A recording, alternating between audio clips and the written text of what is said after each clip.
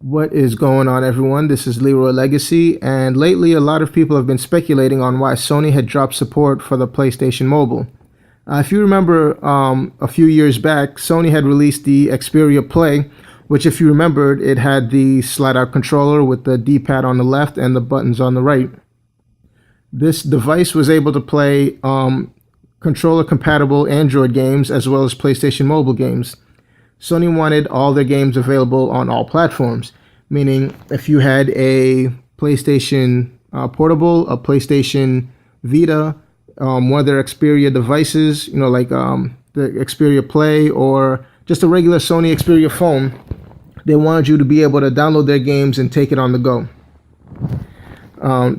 PlayStation Mobile was ahead of its time, and they're hoping that PlayStation Now will fare better.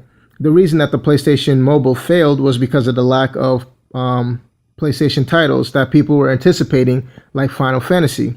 And mostly what they ended up getting was no-name indies, and Sony was also charging $100 for a one-year license, and that kind of turned developers off.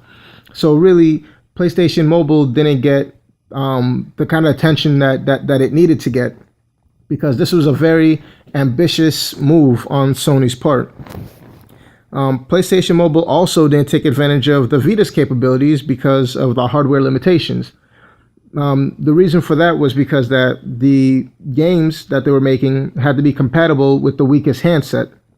And because of that, there was a lot of compatibility issues too that came up, because there were 6 manufacturers making different handsets, which meant different capabilities, and that led to compatibility issues because of firmware and whatnot.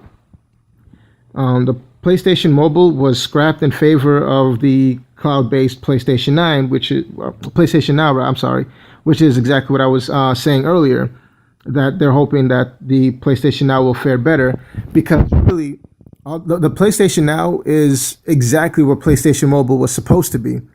The only difference is that this time Sony had really stopped and thought about what they plan to do, and instead of you actually getting the game and having it downloaded on your hands, what they compared it to was just having an interactive HD video on your phone or mobile device.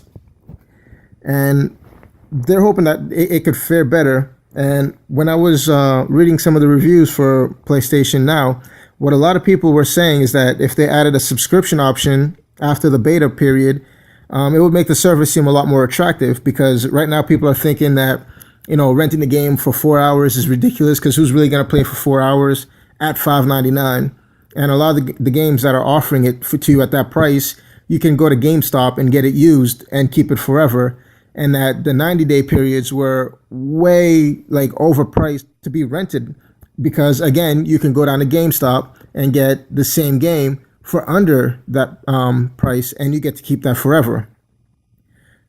With the subscription service, a lot of people were thinking, okay, well, if you have the subscription, I'd probably just be able to just get the subscription and have unlimited access to these games. Or if you wanted to tack on another $10 to PlayStation Plus, that wouldn't be a bad idea either, because seeing as how I already have PlayStation Plus, I wouldn't mind paying another $10 to be able to access these games. Some analysts have said that this is going to be the end of the traditional console era. And I just want to ask you that if this is truly the end of the traditional gaming, do you think that Sony, with its ventures into the mobile and cloud gaming, have a leg up on Nintendo and Microsoft? Leave your thoughts and comments down below. Don't forget to like and subscribe. And most importantly, thanks for watching. This is Leroy Legacy of PlayStation Syndicate signing off. Have a good one.